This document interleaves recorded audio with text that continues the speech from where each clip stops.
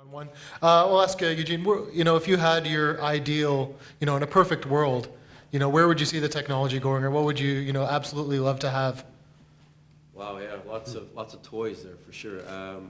I think what I've been seeing and what I've been noting, and I didn't have time to show everything, but what's happening now, like for example, at crime scenes, is people are using a number of different types of sensors. So they're looking at things like infrared, looking at thermal, looking at UV light.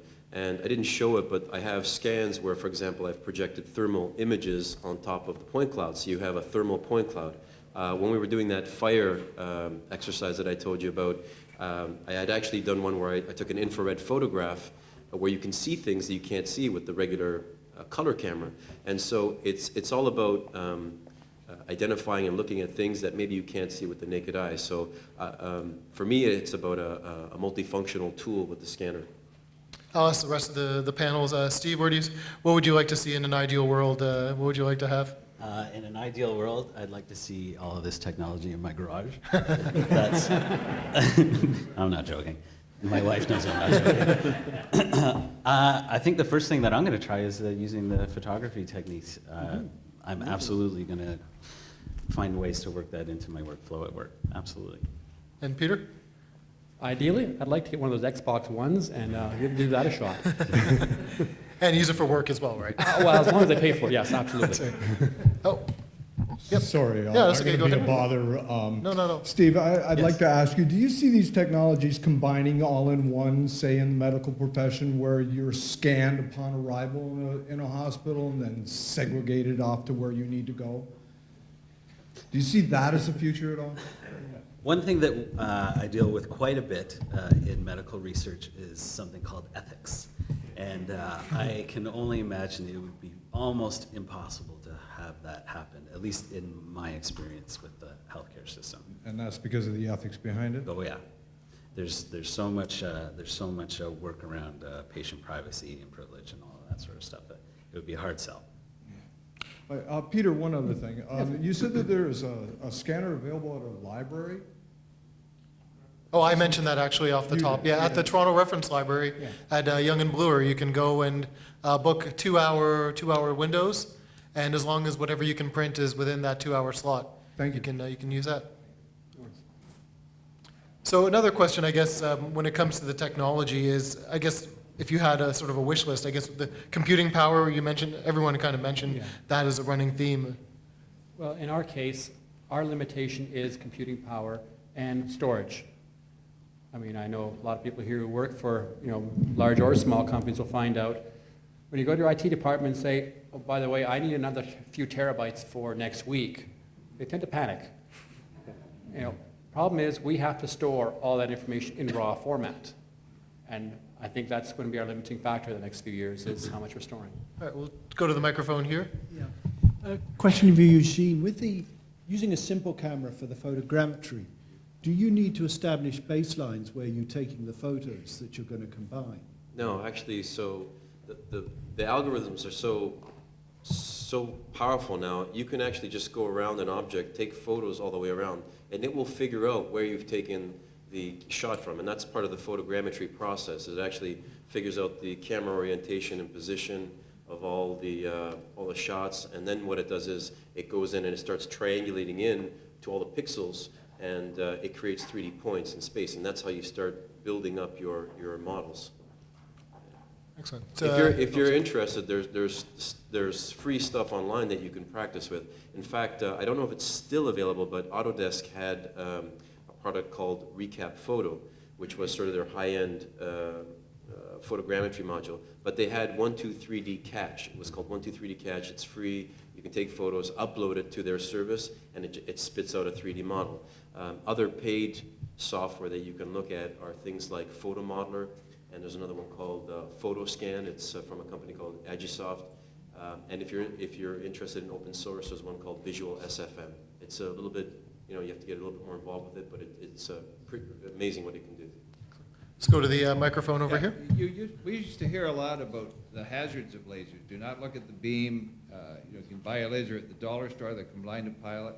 Peter, especially, if your laser can scan 2 kilometers away, is there any hazard to the person that's out there in the field? No, actually, on that laser particularly, it's called a class 1, and actually is eye safe. The biggest thing is, if you notice with the Faro scanner that was set up there and rotating, Yeah. in order to actually hit it, your eye, you'd have to be jumping up and down with it.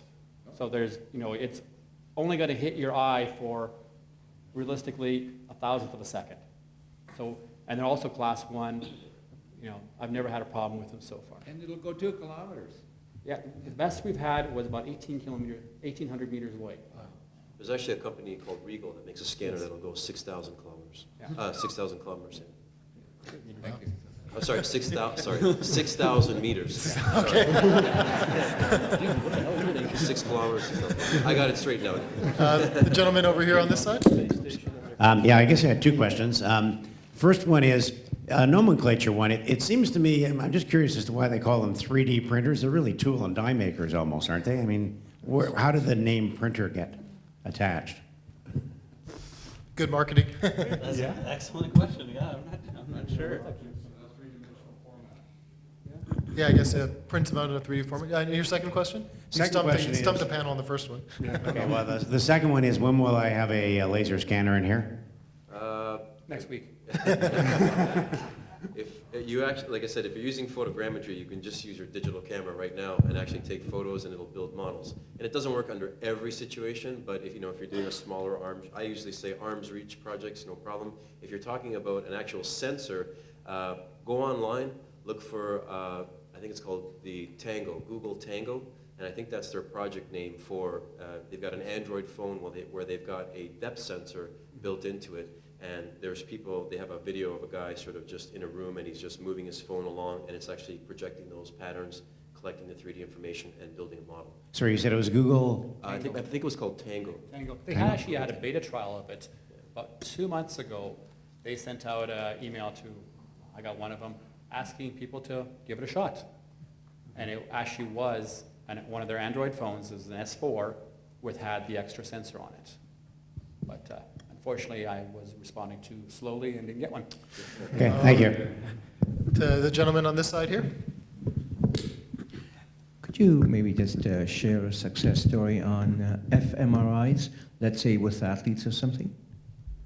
I'm sorry, a success story with what? Using fMRI. Oh, the functional MRI? I'm sorry, I'm afraid I don't know I can't tell you a story about that. I'm not sure what you're referring to by functional versus a regular one. Okay, like I think they use fMRI in brain studies. So what I was trying to ask you was, how can fMRI help people who get concussions, like athletes? I'm sorry, I'm not able to answer that question for you. Almost might be a bit out of the scope of our what we're looking at here, but I believe there's a gentleman just behind you there. Yeah, I was just wondering about the, whatever you call it, where you're using photos to construct a 3D model. What kind of resolution on the camera would you need to create that kind of model? Yeah, so you can use any camera, really. You can use a web camera if you wanted to. But obviously, the greater the number of pixels you have, the more opportunity you have to build a denser model. And the interesting thing about photogrammetry is that it doesn't have a fixed accuracy. Like a laser scanner will come and the manufacturer will say, look, you can, we've got a 2mm accuracy on this thing at some distance. Photogrammetry is scalable. So, they use photogrammetry, up in aircraft, and they take aerial photos. But if you can get down small enough, you can create a 3D model of, something very, very small, and the error and accuracy gets scaled down as well. So you can use your iPhone, your regular phone or whatever. But if you have a good digital SLR camera, that's going to be your best option. I think that for point clouds, you mentioned that storage was one of the main limiting factors, but there was also computing. How does that scale with larger numbers of points? Unfortunately, what we found out, it tends to be a exponential function. Yeah, if you're going from 100,000 points to 1 million, your processing time will go up by a factor of 100. What are you actually doing there? Is it matching between the scans, or? Initially, it is a registration factor. So when you've got 10 million points in the first scan, 10, 12 million points in the second scan, it's trying to match them to each other. So, at that point in time, you're looking not a geometric, but an exponential function to do it. It's actually fairly quick for the initial registration. What is the most labor-intensive part is trying to bring features out of it to get, this is a pipe, this is a curve, this is this thing. A lot of the software can do that mainly automatically, but you still need a human to go in and say, yeah, no, that's not a 6-inch pipe, that's a 8-inch. So because of, it may have had a disturbance in front of it or something like that. So there's still a lot of interaction with it. And if you have any sort of disruption, like snow, as you mentioned, Yep. then you're going to have to do a lot of Manual maybe editing. automated or. Yeah, the software is getting better for that because I think they've recognized, like I said, with that snow thing, we went back to them. This is actually a company called MapTech that built a scanner. They also do a lot of work. And we went back to them and said, I know you're from Australia and you don't have snow here, but up here we do. So what they did is they modified a dust filter. Relatively, same thing. And that's what I think is going to happen in the next few years is a lot of this software is going to get far faster, far better. We can't account on computing power to go up that quickly because it really hasn't in the last few years. But the intelligence behind the software has to get up. There's probably some low-hanging fruit in improving the algorithms and That's getting right. down the time complexity. Absolutely. For sure. Yeah, you got to keep in mind that whenever you calculate a point, it's just not one little piece of information. You've got an X, Y, Z coordinate in 3D space. You have intensity, which is how strong the laser came back, or the reflectance, some people call it. And then you have RGB. You have the red, green, and blue color from the camera. So for every one little piece for every one dot that it measures, you've got about 6 pieces of information. And so you have to store all that, and it's an enormous amount of data. So another interesting point is the scanner manufacturers have made scanning very simple. You go up, you set it up, you press a button, you move it, you press a button, and it's relatively simple. And I don't know what you found, but on the back end is when you've got all this data, is the processing and what you do with that data. There's been a sort of shortfall in that area. So often what you'll find is people are using 2, 3, 4, 5, 6 software packages to do what they need to do. So it's a lot of back end work. Next question here. It's nice to hear about everybody running around with laser scanners. Pretty soon that's going to happen. What is the danger of the unintended people getting laser scanning into their eyes in a situation like this? In most of these cases, these actually are classified as, like I said, class 1 lasers, eye safe. You would have to, like I said, stare into the laser for a significant period of time before it actually did anything, and you honestly can't because it's moving on you. Like the laser doesn't stand still, it's rotating and moving. So realistically, you can't actually stare at it. Well, as you pretty well know, if kids can get iPhones using everything to be as a subject, wouldn't you expect similar thing to happen with laser scanners? I don't understand the question, sorry. Well, if unqualified people will be able to get their hands on laser scanners, this is not a toy anymore. Yeah, you have a good point there, and I actually agree with you. We see this technology as enabling us to do a lot more work in the field, but you are very correct in that this is not a toy. Fortunately, they're still very expensive. Let's be honest, that's a limiting factor. The laser scanners for the long range still cost $250,000, right? It's not a toy. So is there any... Sorry, sir, I'm just going to, I don't mean to cut you off. I just want to move to some other questions. We just have a couple. Okay, just one last question. Is there any regulation on these laser scanners? The lasers themselves are regulated by whatever government agency does that, I know that, because we had to, you look at them like any laser, they are regulated by Commerce or whatever else, Industry Canada, I believe. Thank you. Back on this side here. Okay, maybe a little more practical question is for Stephen. The gas station example that you used, I'm assuming that. Or that was Eugene, actually. I'm sorry, it was Eugene. I'm sorry. Kind of all blends together here. Let's see how that goes. Eugene, the gas station example that you used, where you did the scanning from one angle, you were able to then look at or create a 3D view from an angle you had not taken it. Is that right? From kind of slicing and dicing? Yeah, so actually when you're doing the survey, you can move around. You don't do it from one angle. You survey regularly. But I talk about photogrammetry again. So there's like it's called resection, but it's a camera matching function. It's a way to get back up and figure out where that camera is and also match the focal length and perspective of that camera. And so that's what we're doing there. We're looking through the camera, and you have it, projecting the video frame on the 3D model. And if you did it properly, everything lines up. The gas station pillars, the pumps, they all look like they're all lined up. And then you can go back and then say, okay, where are the people in my video? And that's sort of how it works. And then once you put them in, you can get out of the camera view and move around into that 3D environment. So you can actually look at a view that you never really took? Or an angle that you I didn't can take? basically look outside of the camera's view Right. once I have everything Okay. established. Yeah. So then I will ask Stephen this. Is that kind of the same technology, and I'm not sure what the name is, but I know with some of the heart tests where they put a dye in and then they'll take different views, and then they can look at a view that they actually never physically took by putting different layers together? They do put the layers together. If you're trying to create a three-dimensional scan from, say, the MRI machine, they really function by taking many, many images of any plane and then combining them together. But they actually took those images.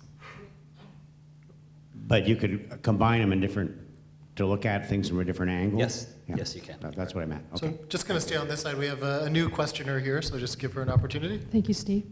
To all three of you, you've had an opportunity to learn and experiment and apply very new technology, very leading technology into your workplaces.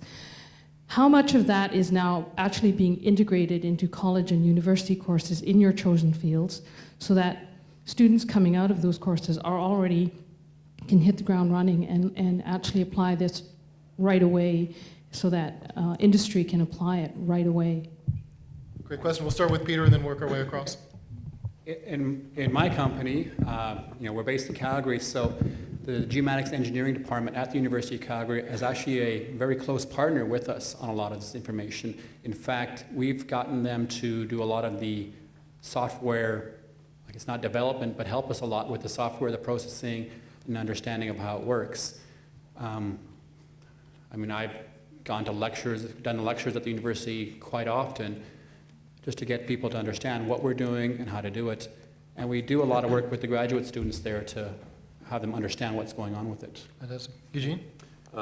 Yeah, so in my case, the application of 3D scanning and all these 3D technologies in forensics is still relatively new in North America. So in Canada, there's probably only maybe 10 scanners throughout the whole country right now. So there's not a lot, there could be a few more. But this was more, there's a lot more research and background in history in Europe, for example, like in countries like Germany, the Netherlands. So I felt compelled a few years ago to approach the University of Toronto in Mississauga, especially in their forensic sciences program. And so this is the second year I'm teaching a 3D reconstruction course, which really applies the scanning technology to forensics and other types of 3D technologies. So, and I have also been working with a lot of students to do research. So, this year I'm mentoring 3 students sort of full-time, and I have about 4 other students that I'm assisting with master's and graduate research stuff. Because this stuff is new, so you need to validate it, you need to make sure it works. And for me, research is so important because if you don't play with that tool, if you don't push it to the limit, you never know how far you can go. And so for me, it helps me with my own work and my own learning, and I think it makes me just better overall. Yeah.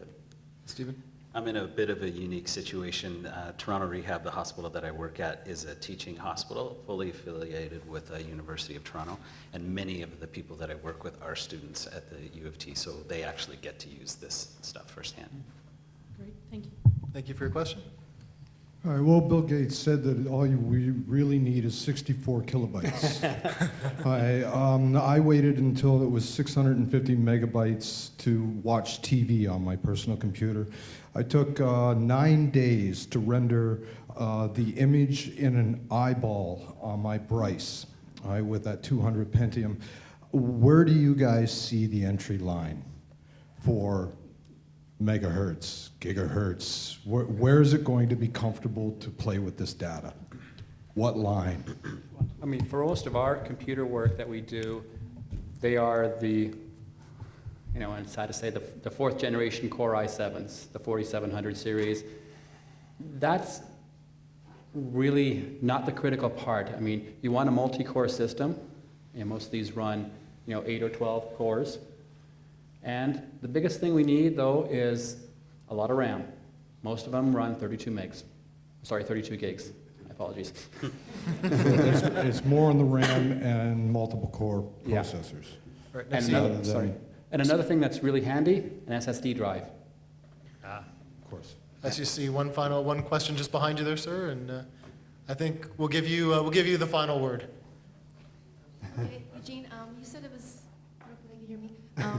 Since we do have time, it's your choice, you want to answer this, but you said you took aerospace engineering and then you got into this. Do you want to tell everybody How I got in?